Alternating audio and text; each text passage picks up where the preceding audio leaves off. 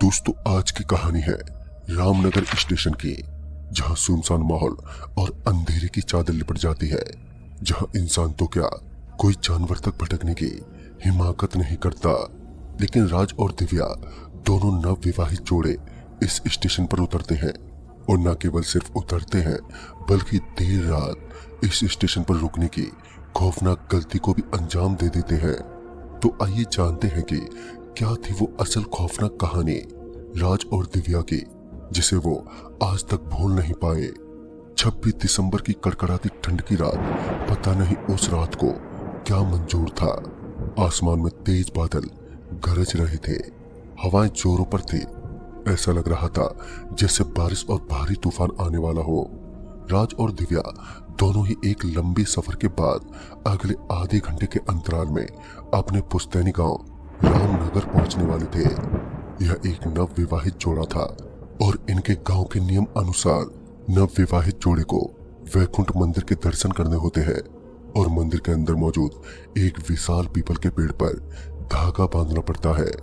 इसी विधि को पूरा करने दोनों ही अपने पुश्तैनी गांव जा रहे थे। वैसे तो वो लोग अकेले ही थे, क्योंकि उनका परिवार शहर में ही था, पर उसके कुछ रिश्तेदार गांव में उनके स्वागत की तैयारी कर रहे थे।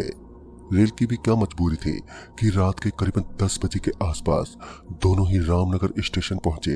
वैसे भी राज दिव्या को पहले से ही बहुत सारी बातें बता चुका था इस स्टेशन के बारे में, जैसे कि इस स्टेशन पर कभी किसी की आवाज का जवाब नहीं देते हैं, और ना ही यहाँ भगवान का नाम लेते हैं, और भूलकर भी यहाँ पर रखे किसी चीज के साथ भी छेड़छाड़ करते हैं। कहते हैं कि इस स्टेशन पर बुरे साए का राज है। राज दिव्या को लगभग सब कुछ बता ही चुका था जो उसके घर वालों ने बताया था। वैसे राज भी एक एजुकेटेड पर्सन था, जिस कारण वो इन चीजों पर कोई खास विश्वास नहीं रखता था। फिर कुछ पल बाद जब स्टेशन से दोनों उतरने वाले थे, तब उन्हें बड़ा अजीब सा लगा, क्योंकि वो ट्रेन का दरवाजा खोलने ही वाले थे कि इससे पहले ही वो दरवाजा अपने आप खुल गया। दोनों ही इससे थोड़ा घबरा गए, पर इसे भी हंसी मजाक में उड़ा दिया और सोचा शायद हवा के झोंके के कारण खुल गया होगा।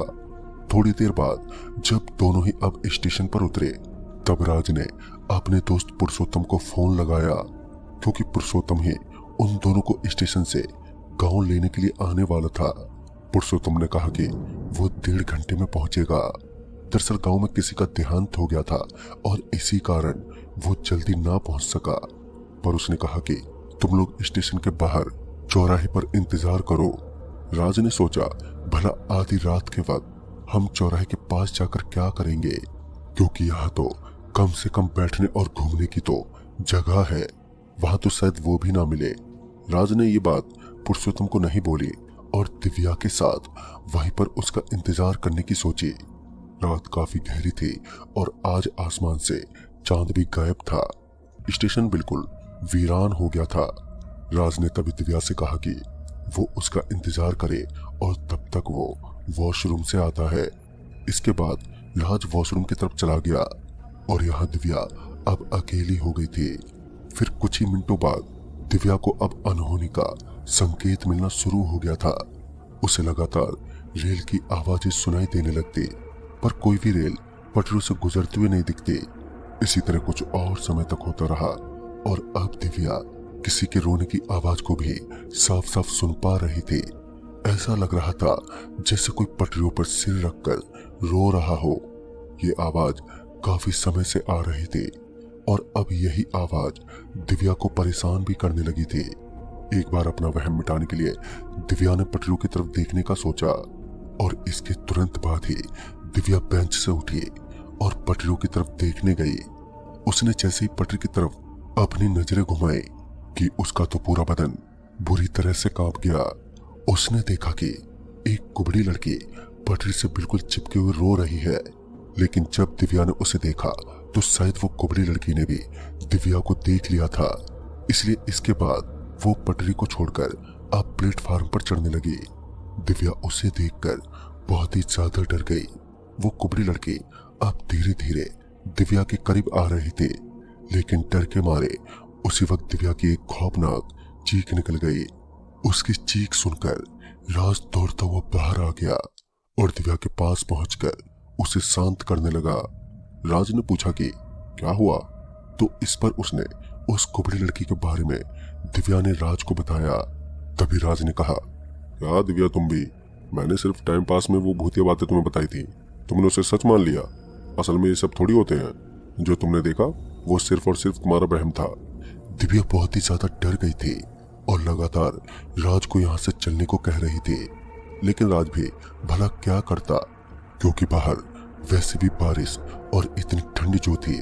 उस वक्त एकमात्र वो स्टेशन ही सहारा था उन दोनों का।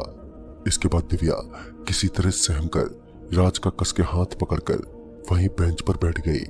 इसके बाद दोनों ही उसी बेंच पर बैठे रहे, लेकिन अब थोड़ी देर पहले जिस चीज का सामना दिव्या ने किया था, अब उसी चीज का सामना राज भी करने वाला था। दोनों बेंच पर बैठे ही थे कि तभी स्मोकिंग की दुर्गंध आने लगी। राज को यह समझ नहीं आया कि भला इस वीरान से स्टेशन पर इतनी देर रात कौन सिगरेट पी सकता है, क्योंकि उन दोनों के अलावा वहां पर कोई मौजूद ही नहीं था। कुछ ही देर बाद राज को एक और झटका लगा जब उसकी नजर सामने वाले पिलर पर पड़ी। दरअसल उस पिलर से ठीक सटके किसी का पैर था। उन पैरों को देखकर तो यही लग रहा था जैसे वहां पर कोई खड़ा हो। राज समझ गया कि हो ना हो वो सिगरेट पीने वाला ही खड़ा है। वो भी दिव्या की तरह अपना वहम मिटाने के लिए उस पिलर के नजदीक गया। जब राज उसके नजदीक गया तो उसकी भी रूह कांप गई, यह देखकर कि वहां कोई शख्स तो मौजूद ही नहीं है, पर हाँ वो पांव मौजूद था। लेकिन ये कैसे हो सकता था? उसने ठीक से देखा तो पता चला कि वो किसी का कटा हुआ पांव था। उसने ये बात दिव्या को बताना ठीक नहीं समझा, वरना वो और भी डर जाती। वो भी चुपचाप बेंच पर आकर बैठ गया और पुरुषोत्तम का इंतजार करने लगा। फिर कुछ देर बाद दोनों को किसी के चलने की आवाजें सुनाई पड़ी। जब राज उठकर खड़ा हुआ और थोड़ा आगे आकर देखा तो पाया कि पुरुषोत्तम आ चुका है। वो सामने की तरफ खड़ा था और इसके बाद राज दौड़ता हुआ पुरुषोत्तम के पास गया और उससे गले लग गया। आखिर इतने सालों बाद जो वो दोनों मिले थे, पर पुरुषोत्तम चुपचाप खड़ा ही रहा। ना तो उसने राज से मिलने की खुशी व्यक्त की और ना ही कुछ और। वो बस एक टक से खड़ा हुआ था। इसके बाद राज ने उसे फौरन सामान लेकर आने को कहा और इसके बाद राज और दिव्या दोनों ही स्टेशन से बाहर निकलने लगे। अभी राज और दिव्या स्टेशन से बाहर निकलकर आ ही थे कि उन्होंने देखा कि सामने पुरुषोत्तम गाड़ी में बैठा उनका इंतजार कर रहा है। इसके बाद दोनों को ही झटका लगा। दोनों ये सोचने लगे कि इतने सामान को लेकर वो भी इतनी जल्दी वो कैसे गाड़ी में आ गया, और अगर आया तो उन्हें क्यों नहीं आता दिखा। ये वाकई में बेहद अजीब था। लेकिन इसके बाद दोनों ही गाड़ी में बैठ गए। पुरुषोत्तम ने ड्राइविंग शुरू की। फिर राज ने पुरुषोत्तम से ढेर सारी बातें भी की। राज ने पुरुषोत्तम को बोला, अच्छा और बता, अब गांव का माहौल कैसा है? क्या गांव में आज भी भूत प्रेत के किस्से सुनने को मिलते हैं? और ये बोलकर राज जोर जोर से हंसने लगा, पर पुरुषोत्तम की तरफ से कोई जवाब नहीं आया। राज ने और भी कई सारी चीजें पूछी, पर पुरुषोत्तम तो जैसे बात करने के मूड में ही नहीं था।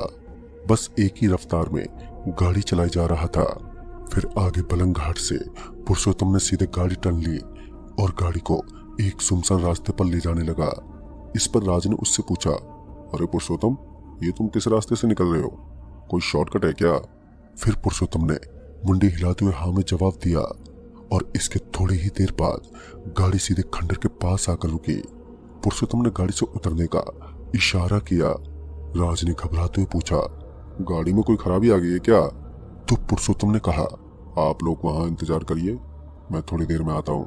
इतना कहकर पुरुषोत्तम वहां से निकलता हुआ चला गया। अब राज और दिव्या दोनों ही परेशान हो गए थे, क्योंकि दोनों अब एक ऐसी जगह इस अंधेरी रात में आ चुके थे जिनका उन्हें कोई अंदाजा भी नहीं था और ना ही उन्हें वो रास्ता मालूम था। इसके बाद दोनों ही चौराहे के पास बैठकर पुरुषोत्तम की राह देखने लगे। फिर कुछ देर बाद राज ने सोचा कि पुरुषोत्तम को फोन किया जाए। वो उस चौराहे से थोड़ा दूर गया और फिर उसने पुरुषोत्तम को फोन किया। पुरुषोत्तम ने फोन उठाया, तब राज उस पर भड़कते बोला, क्या हुआ यार, तुम अब तक पहुंचे क्यों नहीं? तो उसने कहा, क्या मजाक है ये, मैं तो यहाँ कब से तुम दोनों को ढूंढ रहा हूँ, पर मुझे तो कोई दिखाई नहीं दे रहा है। राज ने कहा, मतलब कि तुम स्टेशन के पास हो?